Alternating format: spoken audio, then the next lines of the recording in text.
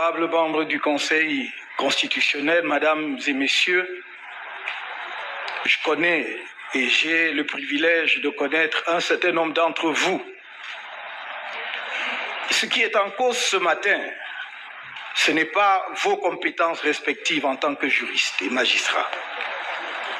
Ce n'est pas votre intégrité personnelle. C'est le sentiment qu'un justiciable peut avoir face à une juridiction dont les membres, de par leurs fonctions passées ou présentes, ne présentent pas toutes les garanties, l'impartialité exigée par les instruments juridiques internationaux et la législation nationale. Je peux comprendre la gêne, parce que cette question peut induire le sentiment qu'il y aurait d'emblée disqualification de quelques-uns d'entre vous à connaître du contentieux qui vous a été soumis sur le fond. Là n'est pas la question. La question, c'est de savoir si, à la fin de ce contentieux électoral, les justiciables que nous sommes, à commencer par moi-même, mais également l'opinion nationale et éventuellement internationale, aura le sentiment que de hauts magistrats, d'honorables conseils à la Cour suprême, qui, pour diverses raisons, comme on l'a dit tout à l'heure, se sont retrouvés membres d'un parti politique dont un des candidats à l'élection est une émanation, peuvent, dans des conditions de sérénité, dans des conditions d'impartialité, rendre une décision qui ne souffre pas de suspicion légitime. Et à cette question, il n'y a que vous pour y répondre. Mes avocats ont suffisamment exposé les raisons pour lesquelles il y a une base juridique suffisante à ma saisine. Pourquoi j'ai qualité d'être partie à cette procédure. Il vous revient, et il vous revient cette tâche cruciale de poser les jalons de la démocratie camerounaise dont vous êtes l'ultime régulateur.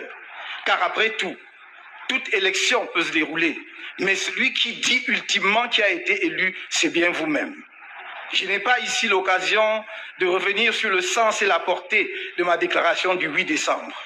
Il me suffit de dire, Monsieur le Président, honorable membre du Conseil constitutionnel, que je n'ai nullement eu le sentiment d'avoir enfreint une seule fois la loi, ne serait-ce que parce que l'article 113 du Code électoral dit que les résultats des élections sont proclamés immédiatement à l'issue du décompte dans chaque bureau de vote. Chacun peut faire la sommation et indiquer les tendances. Mais tout le monde sait, à commencer par moi-même, que vous seul pouvez proclamer le vainqueur d'une élection. Si je ferme cette parenthèse, je voudrais revenir substantiellement au sens de notre démarche. Ce n'est pas une défiance vis-à-vis de la Cour ou du Conseil. Ce n'est même pas une défiance vis-à-vis des personnes interpellées.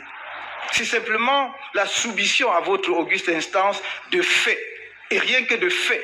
Et c'est à vous-même d'examiner ces faits et de savoir ce que vous voulez en faire.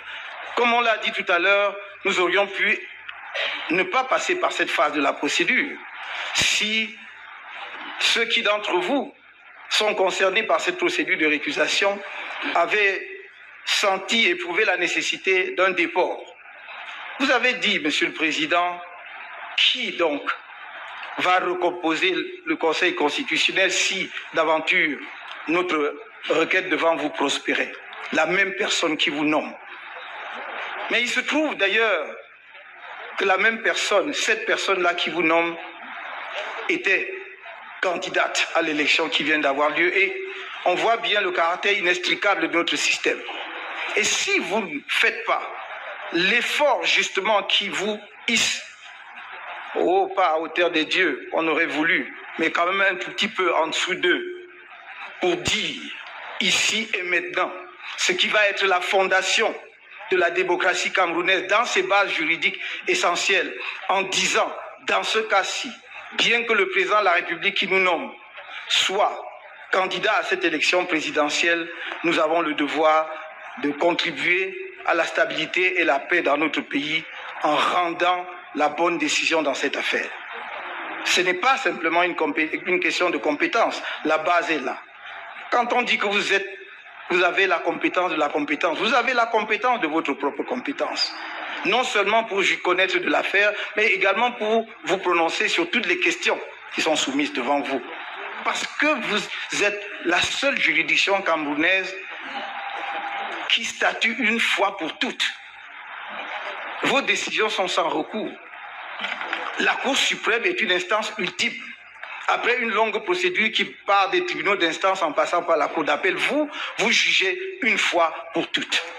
C'est donc à vous, et c'est à votre conscience que je m'en remets, c'est à votre conscience que je fais rappel, pour que vous donniez aussi un message puissant aux populations camerounaises qui nous regardent et qui espèrent que ce que nous, hommes politiques, nous n'arrivons pas à faire sur le terrain de la politique, vous allez y mettre bon ordre en disant le droit. Merci.